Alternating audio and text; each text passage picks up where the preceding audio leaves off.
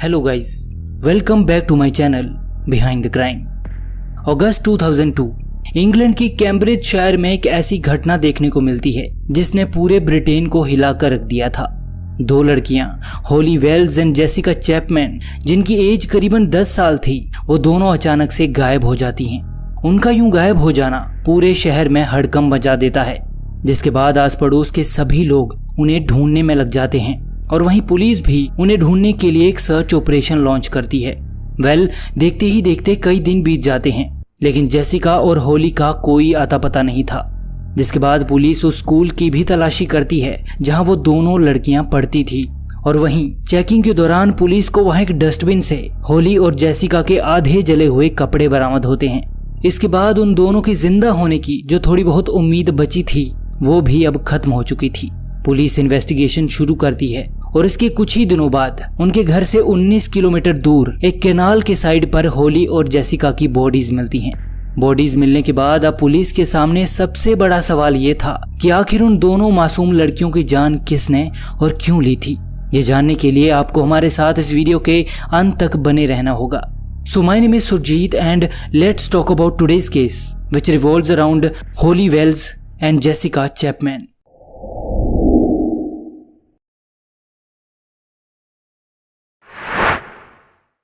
On 4th of August 2002 Cambridge शहर के एक छोटे से टाउन सोहम में रहने वाली 10 साल की जेसिका चैपमैन अपनी बेस्ट फ्रेंड होली वेल्स से मिलने उसके घर जाती है। होली और जेसिका दोनों काफी अच्छी दोस्त थी, दोनों की एज भी सेम थी और वो दोनों एक ही स्कूल में पढ़ती थी। जेसिका अपनी फैमिली के साथ वेकेशंस पर गई थी और वो दोनों काफी दिनों के बाद मिल रही थी। जिसके बाद जेसिका, होली और उनकी एक और फ्रेंड नेटली पार तीनों होली वेल्स के घर पे मिलने का डिसाइड करती हैं, जहां वो लोग कंप्यूटर गेम्स खेलते हैं, म्यूजिक एंजॉय करते हैं और साथ ही होली की मॉम निकोला वेल्स ने उनके लिए खाने का भी इंतजाम कर रखा था। देखते ही देखते दोपहर हो जाती है और तभी नेटली की मॉम का कॉल आता है और वो उन दोनों को गुड बाय कहकर अपने घर चली जाती है। नेटली के जाने के बाद होली और जेसिका मैनचेस्टर यूनाइटेड की जर्सी पहनकर दोनों एक साथ फोटो क्लिक करवाती हैं। जिसके बाद शाम के 5 बजे डिनर करने के बाद वो दोनों ऊपर वाले फ्लोर पे होली के रूम में वापस चली जाती हैं। इसके बाद शाम के अराउंड 6:15 PM वो दोनों बिना किसी को बताए घर से बाहर निकल जाती हैं। अब रात के 8 बज चुके थे और जैसे ही होली की मॉम उसके रूम में जाती हैं तो वो देखती है कि उस रूम में होली और जेसिका नहीं थी। जिसके बाद पूरे घर में उन दोनों को ढूंढा जाता है, लेकिन वो उन्हें कहीं नहीं मिलती। जिसके बाद निकोला जेसिका के घर पे कॉल करती है तो आगे से जेसिका की मॉम लेस्ली कहती है कि जेसिका अभी तक घर नहीं पहुंची। ये पता चलते ही दोनों फैमिलीज को चिंता होने लगती है और वो लोग खुद से ही उन दोनों को ढूंढना शुरू कर देते हैं। देखते ही देखते 2 घंटे हो चुके थे और जब काफी कोशिश करने के बाद भी वो दोनों कहीं नहीं मिलती तो रात के करीब 10 बजे होली और जेसिका की मिसिंग रिपोर्ट लिखवाई जाती है। जिसके बाद पुलिस एक सर्च ऑपरेशन लॉन्च करती है। आपको बता दूं कि इस ऑपरेशन में 400 से भी ज्यादा ऑफिसर्स होली और जेसिका को ढूंढने में लगे हुए थे। इसके बाद जब सोहम के लोगों को इस घटना के बारे में पता चलता है तो कई सारे वॉलंटियर्स पुलिस की मदद के लिए सामने आते हैं। जगह जगह पर होली और जेसिका के मिसिंग पोस्टर्स लगाए जा रहे थे और साथ ही पुलिस घर घर जाकर हर एक से पूछताछ कर रही थी।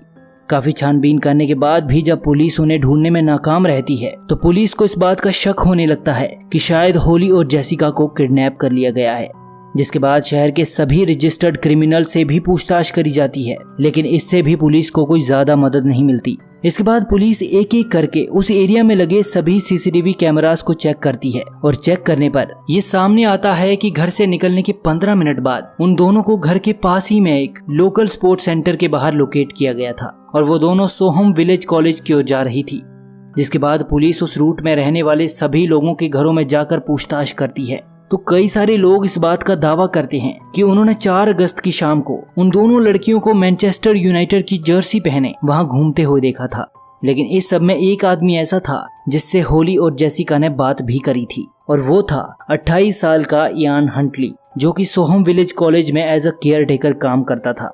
इयान ने पुलिस को बताया कि उस दिन जब वो अपने घर के बाहर खड़ा था तो होली और जेसिका ने उससे उसकी गर्लफ्रेंड मैक्सिन कार के बारे में पूछा था, जो उनके स्कूल में as a part time teaching assistant काम करती थी। मैक्सिन ने वहां फुल टाइम जॉब के लिए अप्लाई किया था पर किसी वजह से उसकी एप्लीकेशन को रिजेक्ट कर दिया गया और जब इयान ने ये बात होली और जेसिका को बताई तो उन्होंने इस बात को लेकर दुख भी जताया था। इयान के अकॉर्डिंग इतना कहकर वो दोनों लड़कियां वहां से चली गई थी। ये जानने के बाद कि Ian was the last person जिसकी होली और जेसिका से बात हुई थी, सभी मीडिया चैनल्स इयान का एक के बाद एक इंटरव्यू लेना शुरू कर देते हैं, जिसके बाद इयान हंटली इस पूरे केस का एक इम्पोर्टेंट पार्ट बन जाता है और कहीं ना कहीं वो खुद भी उसे मिल रही अटेंशन को एंजॉय कर रहा था। जिसके बाद इयान की गर्लफ्रेंड मैक्सीन भी मीडिया के सामने आती है और कहती है कि जिस दिन होली और जेसिका उसके बॉयफ्रेंड से उसके बारे में पूछ रही थी, उस वक्त वो घर पे ही मौजूद थी और अंदर नहा रही थी। साथ ही वो कहती है कि मेरी उनसे कोई बातचीत तो नहीं हुई थी, लेकिन इयान ने मुझे बताया था कि वो दोनों मेरे बारे में ही पूछ रही थी। मैक्सीन की बातों से ये साफ लग रहा था कि उसे इस बात का रिग्रेट था कि होली और जेसिका उससे उस दिन मिलने आई थी और वो उनसे मिल नहीं पाई, क्योंकि उसके अकॉर्डिंग अगर वो उनसे मिल लेती तो शायद जो उनके साथ हुआ वो ना होता। जिसके बाद वो मीडिया को एक थैंक यू कार्ड भी दिखाती है जो समर हॉलीडेज से पहले उसे हॉली वेल्स ने अपने हाथों से लिख कर दिया था, जिससे पता चलता है कि होली और जेसिका दिल की कितनी साफ थी और वो मैक्सीन को पसंद करती थी। जिसके बाद पुलिस को एक रैंडम कॉल आता है। कॉलर का कहना था कि वो इयान हंटली को अच्छे से जानता है। दरअसल सोहम मूव होने से पहले वो अपनी माँ और भाई के साथ ग्रिम्सबी टाउन में रहा करता था और वहाँ उस पर कई बार अंडर एज लड़कियों के साथ जबरदस्ती करने के आरोप लगे थे, लेकिन हर बार प्रॉपर एविडेंस ना होने की वजह से वो बच जाता था। जिसके बाद पुलिस को एक और लीड मिलती है और उन्हें पता चलता है कि 4 अगस्त की रात को मैक्सीन सोहम में मौजूद नहीं थी। दरअसल उसे उस रात उसके फ्रेंड्स के साथ ग्रिम्सबी टाउन में पार्टी करते हुए देखा गया था और उसने मीडिया में झूठ कहा था कि उस दिन जब होली और जेसिका इयान से बात कर रही थी तो वो घर पे ही मौजूद थी। जिसके बाद 16 अगस्त को इयान और मैक्सीन को पुलिस स्टेशन बुलाकर उनसे पूछताछ करी जाती है, लेकिन वो दोनों बार बार सेम ही स्टोरी रिपीट किए जा रहे थे जो उन्होंने मीडिया को बताई थी। 7 घंटे तक चली इस इन्वेस्टिगेशन में पुलिस इतना समझ चुकी थी कि ये दोनों जरूर कुछ न कुछ पुलिस से छुपाने की कोशिश कर रहे हैं। मैक्सीन बार बार यही कह रही थी कि वो उस दिन घर पे ही थी, जबकि कहीं ना कहीं पुलिस सच्चाई जानती थी, लेकिन पुलिस के पास कोई ठोस सबूत नहीं था और सिर्फ शक के बिहाव पर पुलिस उनके अगेंस्ट कोई एक्शन नहीं ले सकती थी। जिसके बाद शाम को पुलिस सोहम विलेज कॉलेज जाकर, जहां Ian as a caretaker काम करता था, वहां अच्छे से चेक करने लगती है और थोड़ी देर ढूंढने के बाद वहां पुलिस को एक डस्टबिन में मैनचेस्टर यूनाइटेड की 2 टी-शर्ट्स बरामद होती हैं, जिन्हें किसी ने डिस्ट्रॉय करने की कोशिश भी करी थी। जिसके बाद फोरेंसिक जांच से ये साफ हो जाता है कि वो दोनों टी-शर्ट्स जेसिका और होली की ही थी और पुलिस को उस डस्टबिन पर इयान हंटली के फिंगरप्रिंट्स भी मिले थे। ऑन 17 अगस्त 2002 सुबह के करीब 4:30 बजे इयान और मैक्सीन दोनों को उनके घर से अरेस्ट कर लिया जाता है, जिसके बाद उन दोनों से दोबारा पूछताछ करी जाती है। इयान हंटली, जो कि मीडिया इंटरव्यूज के लिए हमेशा एक्साइटेड रहता था, वह पुलिस के सामने एकदम चुप था। वो उन्हें कुछ भी बताने को तैयार नहीं था। इन्वेस्टिगेशन के दौरान वो थोड़ा अजीब बिहेव कर रहा था, वो कंफ्यूज था और उसके मुंह से कंटिन्यूअस सलाइवा भी निकल रहा था। दरअसल ये सब करके वो खुद को मेंटली इल दिखाने की कोशिश कर रहा था, जिसके बाद पुलिस को ना चाहते हुए भी उसे साइकोलॉजिकल इवैल्यूएशन के लिए भेजना पड़ता है। लेकिन वहीं दूसरी ओर मैक्सीन कार ये मान जाती है कि उसने पुलिस से झूठ कहा था। दरअसल वो उस दिन घर पे नहीं थी। इयान ने उसे कॉल करके बताया था कि गायब होने से पहले होली और जेसिका उनके घर आई थी। होली की नाक से खून निकल रहा था, जिसके बाद इयान ने ब्लीडिंग रोकने में उसकी मदद करी और एट द सेम टाइम जब इयान उसकी हेल्प कर रहा था तो जेसिका भी वहीं उनके घर के अंदर ही मौजूद थी। जिसके बाद जल्द ही वो दोनों वहां से निकल गई थी। दरअसल उसने इयान को बचाने के लिए झूठ कहा था, क्योंकि अगर वो ऐसा नहीं करती तो सारा का सारा शक इयान पर चला जाता, क्योंकि इयान वो लास्ट पर्सन था जिसकी होली और जेसिका से बात हुई थी और ये बात उसने खुद पुलिस को बताई थी। इसके बाद दोपहर के करीब 12:30 बजे सफोक में रहने वाला कीथ प्रायर नाम का एक गेम कीपर, जो अपने फ्रेंड्स के साथ कहीं जा रहा था, उसे रास्ते में एक स्ट्रॉन्ग अनप्लेजेंट सी स्मेल आती है। वो अपनी गाड़ी रोकता है और उस स्मेल का रीजन पता करने के लिए वो उस जगह को अच्छे से चेक करना शुरू करता है। जिसके बाद वो वहीं पास ही में एक कैनाल के पास पहुंचता है, जहां उसे 2 लड़कियों की बॉडीज मिलती हैं, जिनकी हालत काफी ज्यादा खराब हो चुकी थी। ये देखकर कीथ प्रायर जल्दी से पुलिस को कॉल करके वहां आने के लिए कहता है। थोड़ी देर बाद पुलिस की एक टीम भी वहां पहुंच जाती है और दोनों बॉडीज को रिकवर कर लिया जाता है। जिसके बाद डीएनए टेस्टिंग से ये साफ हो चुका था कि वो दोनों बॉडीज होली वेल्स और जेसिका चैपमैन की ही थी। वहीं जब ये न्यूज मीडिया द्वारा पब्लिक करी जाती है तो पूरा ब्रिटेन शॉक में था। लगभग 2000 से भी ज्यादा लोग अपने घरों से निकलकर कैथेड्रल चर्च के बाहर इकट्ठा होते हैं और जेसिका और होली को ट्रिब्यूट पे करते हैं। लोग इस घटना से काफी ज्यादा गुस्से में थे और उनका कहना था कि जिसने भी ये हरकत करी है उसे कड़ी से कड़ी सजा मिलनी चाहिए। ये केस उस टाइम पर कितना ज्यादा चर्चा में था आप इसी से अंदाजा लगा सकते हैं कि ईपीएल के एक मैच में जो कि मैनचेस्टर यूनाइटेड और चेल्सी के बीच में खेला जा रहा था, उसमें सभी प्लेयर्स ने एक ब्लैक कलर का बैंड अपनी बाजू में पहनकर होली और जेसिका को ट्रिब्यूट दिया था और इसके साथ ही मैच शुरू होने से पहले 1 मिनट का साइलेंस भी रखा गया था।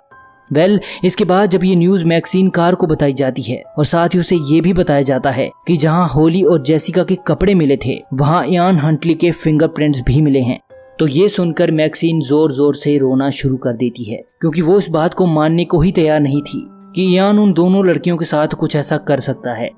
इसके बाद उन दोनों की ऑटोप्सी रिपोर्ट भी सामने आती है जिससे ये साफ हो जाता है कि उन दोनों की मौत दम घुटने से हुई थी। आपको बता दूं कि 13 दिनों बाद जब होली और जेसिका की बॉडीज मिली तो उनकी हालत इतनी ज्यादा खराब थी जिससे ये पता लगाना मुश्किल था कि उनके साथ कोई जबरदस्ती हुई थी। खैर, वहीं दूसरी ओर 8 अक्टूबर को इयान हंटली की साइकोलॉजिकल रिपोर्ट सामने आती है जिसमें उसे पूरी तरह से मेंटली कॉम्पिटेंट पाया गया था। जिसके बाद इयान और मैक्सिन के अगेंस्ट कोर्ट में ट्रायल शुरू होता है, जहां इयान कोर्ट में बताता है कि जेसिका और होली की मौत जस्ट एक एक्सीडेंट थी क्योंकि उस दिन होली की नाक से खून निकल रहा था और मदद मांगने के लिए वो दोनों मेरे घर आई थी। जिसके बाद मैं उन्हें बाथरूम में लेकर गया। बाथरूम का फ्लोर गीला था जिससे मेरा पैर फिसला और धक्का लगने की वजह से होली वेल्स पानी से भरे बाथटब में गिर गई और इससे पहले कि मैं उसे बाहर निकाल पाता पानी में डूबने की वजह से उसकी मौत हो गई थी। जिसके बाद वहां पास ही में खड़ी जेसिका मेरे ऊपर चिल्लाने लग गई थी। उसका कहना था कि मैंने जानबूझकर होली को धक्का दिया था। मैंने उसे चुप कराने के लिए अपने हाथ से उसका मुंह बंद किया और थोड़ी देर बाद जब मुझे लगा कि वो शांत हो चुकी है तो मैंने उसके मुंह से अपना हाथ हटाया, लेकिन तब तक उसकी भी मौत हो चुकी थी। मैं जानता था कि कोई मेरी बातों पर यकीन नहीं करने वाला, इसलिए सारे सबूत मिटाने के बाद मैंने उन दोनों की बॉडीज को ठिकाने लगा दिया था। लेकिन इयान हंटली की इस इलॉजिकल और बनावटी स्टोरी का कोई फायदा नहीं होता और उसे जेसिका और होली को जान से मारने के जुर्म में उम्र कैद की सजा सुनाई जाती है। और वहीं मैक्सिन कार को इयान की मदद करने के लिए 3.5 साल तक जेल में रहना पड़ा था। इयान हंटली ने होली और जेसिका को मारने का मोटिव कभी किसी को नहीं बताया, लेकिन कई सारे क्राइम एक्सपर्ट्स का मानना था कि वो उस दिन धोखे से उन दोनों लड़कियों को अपने घर के अंदर ले गया, जहां उसने उनके साथ जबरदस्ती करने की कोशिश करी और अपने काम को अंजाम देने के बाद उसने होली और जेसिका को जान से मार दिया और उनकी बॉडीज को अपने घर से लगभग 20 किलोमीटर दूर एक सुनसान जगह पर छोड़ आया था ताकि उसका असली चेहरा दुनिया के सामने ना आ सके। इसी के साथ ये केस यहीं पर समाप्त होता है। उम्मीद करता हूँ कि आपको हमारा कंटेंट पसंद आ रहा है। अगर हाँ तो इस वीडियो को लाइक और चैनल को सब्सक्राइब करना मत भूलना। अब मिलते हैं आपको नेक्स्ट वीडियो में। Till then, good bye.